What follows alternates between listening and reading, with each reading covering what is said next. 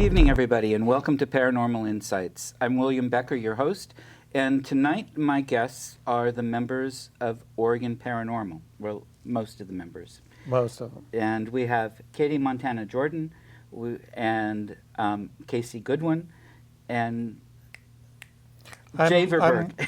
Oh, I felt like William Becker because I have this fancy hat on. Well, that's why I was confused. I'm having a little identity crisis here. I know. I almost introduced myself as Jay Verberg. It's because we look so much alike. I know. Anyway, this gives you an idea how this show's going to go tonight. It's going to be a lot of fun. Oregon Paranormal, I've been really pleased to have these people as close friends for quite a while, and I've worked with them. Amazing human beings and an amazing team, and definitely follow them. We'll have their website flashing up here in places, and so definitely hook up with them on Facebook and Twitter and wherever you want YouTube, to, and if web, you have everything. Mm-hmm. And they do podcasts and you name it, and really worth following. We do parties too. That's true. We totally Good Bar parties. mitzvahs. As you can tell, we already had one tonight. Okay, I want to just start out with a little bit of some of the normal stuff. Wait, if we're going to go normal, I want my hat back. Um, Because I don't feel normal without my hat. well, do you feel normal with your hat? Not really. Okay, very good. Normal-ish. Very good. My hat's a lot cooler, so I'd rather wear it anyway. Okay. Yeah, that's better. I mean, just Yeah. temperature-wise cooler. Yeah. So Oh, yeah, no, I meant cooler. I like that one. Tell me a little bit, each of you, what got you involved in the paranormal? And Katie, you're here, so go ahead and start. Yes. For me, one of my earliest childhood memories was being harassed by a malevolent spirit. And to this day, I'm still not quite sure what it was and why it appeared to me.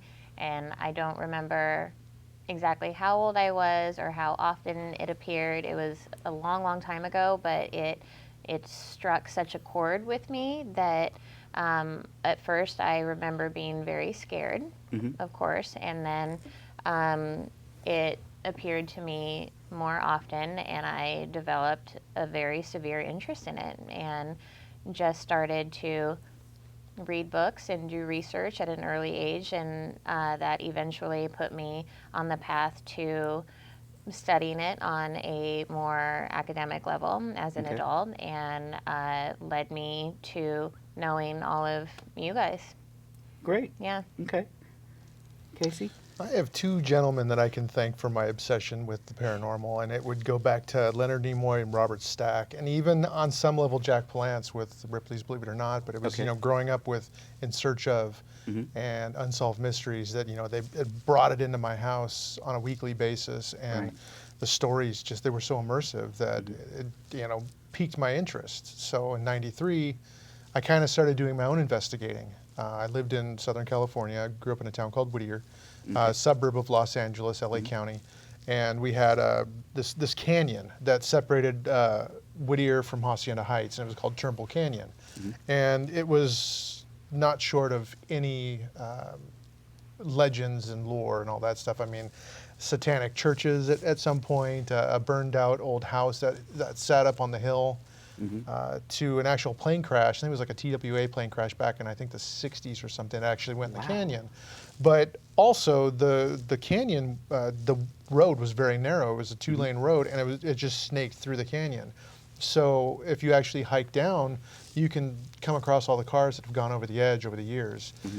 So it was, just one night, my buddy finally got his license, and we kind of drove up to the canyon, and we staked out this old footprint of a house that had been there since before I was born. And it had burned down, I think, sometime in the early to middle 70s.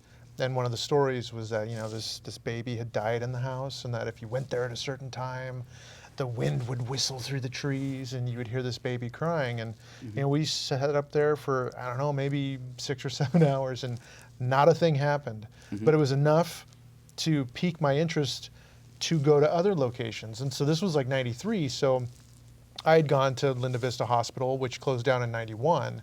Right. And at that time, it was still vacant and all that. And it wasn't hitting all of those television shows at that point. Matter of fact, Right. We didn't have them yet, did we? yeah. So we staked it out purely because it was a creepy old building in a really bad part of town. And I don't know if anybody's ever been to Boyle Heights, but it's not a place for teenagers to be hanging out at in the middle of the night. There's a lot of gang activity, and I think even to this day, it's still Okay. a pretty dangerous area. But it led to like the Whaley House, and of course the Queen Mary's always been, one of those fascinating locations because it's a vessel, and Right. move up here, and it just kind of culminated into stories with Scott, and then here we are now. Has it ever Fantastic. occurred to you that as you're relaying these scenarios, how stupid of a kid you were? I was a dumb Why kid. were you doing that? Well, I blame your mother. Oh my Sounds- gosh. I do too. Mom? It's not my fault. Yeah. Oh, and the Queen Mary. I mean, these locations you're talking about sound fantastic. And the Queen Mary is, and I'm going to hold a class if anybody's interested there Yeah. in September. Excellent. And it's the Sunday of Labor Day weekend, so people can go and not have to worry about work. Jay, how about you? You and I met after I had had my first season, I believe, of I don't know if it was over. It was still going on, I think. yeah. That's Yeah. why I think it was the first season of Ghost Mine on Sci-Fi, Right. where I was a hard rock miner, hired to go underground and mine for gold and blow things up. I almost said the S word. You saw that, didn't you? Felt it. But it turns out that the psychic. mine was haunted. So I got introduced to a world of paranormal investigating. But actually, what was really interesting is that I'd always been fascinated with it. 13 or 14, having my first paranormal experience. I loved dragging the family along to research ghost towns, the possibility of these locations that someday were going to be gone that had rich history of just some fascinating things. And that's actually what led me to Ghost Mine, is because the mine owner was looking for a greenhorn. I'd been to Sumter, which is kind of a quasi-ghost town. You have the old gold dredge and things like that. So I was familiar with it and what I wanted to experience again with the history. But after being kind of jettisoned into the world of paranormal, in fact, it was my very first conference going to the Oregon Ghost Conference, Right. where I met you. Yes. And then I realized, holy crap, there's a bunch of weirdos out there like me, Uh-huh. and they can still function as adults and parent children and not have their children taken away from them and hold down a job Yet. yet. And that's what kind of got me back into it. And then I started wanting to tie the paranormal in with the historical research of some of these locations, because to me that was the key. If You're we right. could find something that connects the two, then that lends to the credibility of an actual, what we would classify as a haunting. Right. That makes a lot of sense. Fantastic. What was your first experience? You want me to describe it? Uh-huh. Okay. If you can. 13 or 14, I was invited to play, go over to a friend's house and play with a Ouija board. Okay. Ouija, I've always talking heard board. of Ouija. yeah. The correct pronunciation is Ouija. Ouija. But because it's I'm going to get all nerdy for a second because I just taught a class on Ouija board. It's Wait, you just called it Ouija boards, That's but true. you said Ouija. Yeah. Oh my God, this is getting so difficult. Real briefly, so the term Ouija or Ouija is taken from the French oui for yes and the German ja for yes, Ouija. So the correct pronunciation is actually Ouija, and that's what it was originally called. But then over the years, as it became more popular, it actually became more of a verb than a noun. So people would Yeah. walk around and say, as Robert Murch Do described Ouija? in Yeah. your OPR episode, people would walk around and say, do you Ouija? So the name or the pronunciation and the sound of the name just stuck. So we now know it as Ouija, but the correct is Ouija. Well, that's where it started. Okay. And No, and it's actually kind of fascinating to me. as I'm investigating now. But I went into this thing thinking this is a bunch of crap. I don't believe this. Someone's manipulating it, whatever. But I said, yeah, I'll go try this out. I'll go Ouija. And so we went, and some kids were what I felt were manipulating it and playing this game, as I had determined it was. And after a while, I said, yeah, sure, I'll play. And I put my hand on the planchette, and after a while, it started to gradually move, constantly convinced someone was pushing it. Someone was manipulating it, possibly even not even recognizing that they were manipulating it. And it would ask, or it would answer in very broken language, and we asked it a question, and it went to why UX. And we were like, well, why UX? What does that mean? And one of the kids said, why you ask? And it went to yes. And somebody said, well, screw you, why you ask? And the planchette began, so if this were the table, it began to move in a circular pattern, and it got faster and faster and faster. And I watched everybody's hands, and at one point, everybody kind of lost the planchette and had to fight to get back on it. That was the first oddity that I recognized. I still am not convinced that something was communicating with us and that we all could somehow jointly be subconsciously moving it.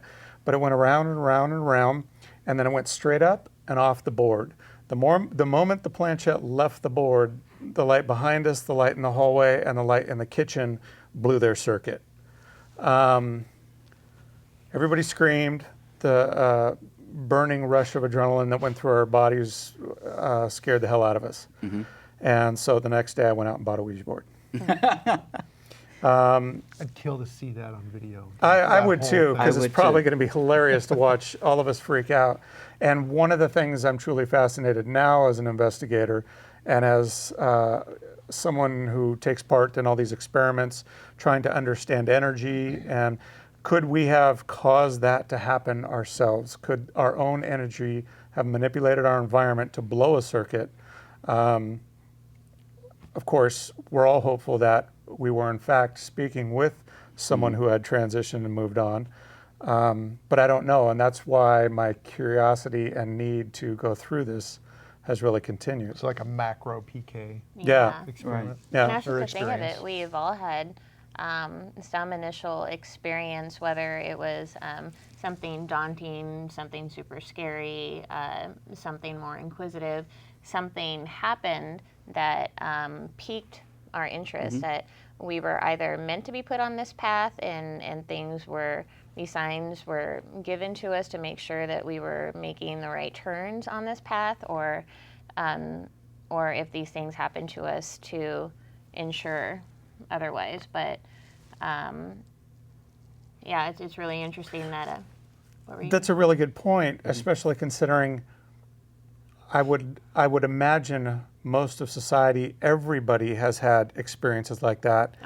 So what is it about us that has made us question and want to find out more, Yeah. rather than flat out calling it, yep, I was haunted, or no, I was just crazy. So essentially, we've always have been researchers. I mean, like I said to William, it's just even when I was a little girl, I started researching it the best of my ability. And you know how they say that a psychologist becomes psychologist to figure out why they're crazy, and I think it's That going to is be very the same true. with any profession. Like we each had some sort of a spark, some sort of an interest, albeit an actual experience or not, to help us answer our own questions and understand ourselves a little bit better, and that put us on to the path to where we are now, where we feel that we are educated and experienced enough that while we are still continuing to answer those questions for ourselves, we are also answering the same questions for our clients. That's Right. pretty deep. I know that. Well, Yeah. And one of I the just was things- scared. Yeah. Bad word. Oh, TV's tough, you already guys. used up your two Especially, words. especially family hour TV. I understand. Yeah. This isn't going to work for us. We don't have a bleep machine. Yeah, we're friends. You know better. I know better. So technically, this is your fault. That's right. I still blame Casey's mom. I need to meet your mom. I haven't yet. Michael got to meet her. Yes, Really? he did. Yeah. Well, I think one of the things with this though too, and the choice, or why the in depth. Everybody here has had an inquisitive mind and decent to good critical thinking skills. And the people that I know who are in depth in the field and are doing some pretty heavy research have those same kinds of traits. You know, I'm nerdy enough that when I was a little kid, I loved doing research papers on history in grade school. Oh, you were a nerd. I That's- know. Yeah, you've gone too far. Yeah. Hey, I had a father, a history teacher, a mother, a grade school librarian, a taught library. I mean, it was just kind of natural. Right. But it's the same kind of thing. It's imagination and a love of stories, which is what history really is. It's just that it's true stories. If I can tie, with Oregon Paranormal, I'm the director of historical research. That is my ultimate goal through research, is to find a historical connection to the possibility of life beyond. And if there's something that will connect those two, for the first time, I'm satisfied that what we have is what we consider an actual haunting. And as a psychic and medium, or whatever you want to call it, those are important for me too, and especially when I don't know the history going in. Yeah. But when you can see the soldiers and identify who they are and all these things on an island that you don't know, okay, did Cromwell really get there or not? I didn't think so, but maybe. Then you find out, yeah, they were in this town, not just this country. It helps. It helps give validation, because without some kind of a historical connection to what we pick up, or stories or documents or something, we can't know. So do you, when you go into a location, are you going in knowing the history already, or do you look at the history after you've gotten your impressions? It depends. I've gone to a lot of places where I've known the history already, because simply that's why I'm there, or It's famous. I'm traveling and I'm on a tour or something, and that's what they do. Do you feel that gives you like a disadvantage or a bias going in though? Not necessarily, because I pick up other things sometimes. You don't always know all the history, and it's nice if you don't know much and you can pick up and then find out later. Right. But you also learn to feel where things come from, what it feels like, and that helps a little bit to know if it's imagination or not. Doesn't mean it shows for sure whether or not a person's right. Right. Nobody's right all the time. And sometimes it's a matter of interpretation, and sometimes it's a matter of misinformation, and sometimes it's a matter of our brain got too active. But Or you might be picking up a completely different location. exactly, Right? because then I remote a lot, and sometimes I'll get the house next door. It's like, whoops, Yeah. okay, You know, fine tune it's- it. And that's part of why a lot of times psychics have to ask questions, and it seems like we're doing a cold read or something, trying to get the information, but it's trying to fine tune into what it is the person wants to know Right. out of a broader spectrum. It's amazing that we're such really good friends, you being as crazy as you are. I know. No, one of Well, the things... we didn't tell anybody. We both met under Halidol sedation. No, but one of the things that's truly fascinating, and Oregon Paranormal's worked with you in the past. We've worked with a couple others. It's difficult because we're very analytical thinkers. Right. And so we're trying to completely understand. And the things that you do, there is no understanding. It just is sometimes. But what's truly fascinating is I've seen more evidence of psychical abilities than I have of the possibility of speaking with a dead person. Right. And I can't explain that. And one of the challenges being the analytical thinkers is you have a very important role during an investigation. And it's so difficult. I find I'm getting more and more strict with the regulations I put on you when we do an investigation. I'm like, I want you to walk in with a hood on your head and your mouth duct taped shut and you have earplugs in. I don't want you to speak to I anybody. think that's a different program. Yeah, I know. yeah. And it's definitely not. But no, the fascinating family thing hour. is different that, party. and I never really realized it until, just a couple weeks ago. But when we go into an investigation, we're trying, the analytical side of things is trying to go in and look at the grand picture, everything, and try and, basically we're just running a dragnet through it all, hoping to get something. The moment a psychic walks in and says, I'm picking up a little boy, boom, our minds literally go, and we automatically go to a line and sinker, trying to find that one kid. Right. And it's difficult because we shut off the possibility of everything else, but at the same time, that doesn't mean all those things aren't still out there. That kid might be louding a little bit clearer than the next, Right. but that also happens on the psychic level. Right. You're going in with this, and your attention is called to this. What possibly could you be missing? It's a good point. And I'll go back to the history, knowing or not beforehand. When if I'm doing an investigation like working with you guys, well, earlier you were having a conversation. I left because you're talking about a place that I'm going to do a read with for you. And I really, on something like that, I'd prefer not to have the background because it helps then. As I'm going through and giving my read on it, it's helpful to know if I'm right or not about what I'm getting. Because then am I on the right track? Am I having an off day? Do I need to fine tune? Whatever. But in something like that, it really is helpful. If you're doing research, a psychic going in cold is, I think, better. And working with the team, because I think science and critical thinking are important. I'm a critical thinker and I'm a science person too.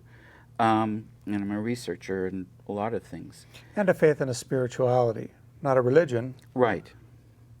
And something of a practice of some kind of a contemplative practice where we're working on knowing ourselves a little bit helps.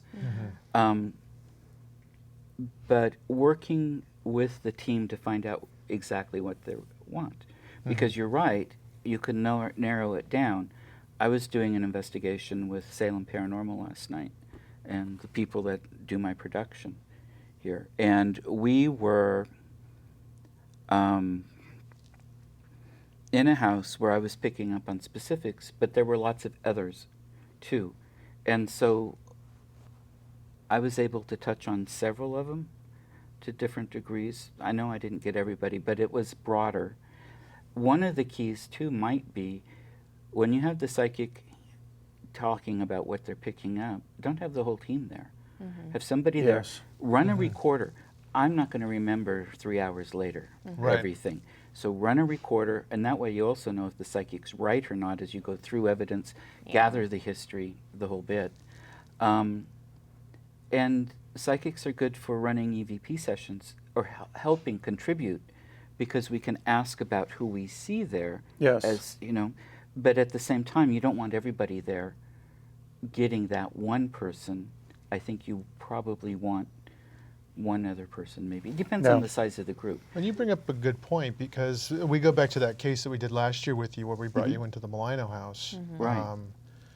I was overly critical about how we handled that case to the point where I didn't want you driving there yourself because I didn't want you to have the address. Right. I privately met with the clients a day before you showed up, and I said, I don't want you interacting with him. I don't want you giving him any cues.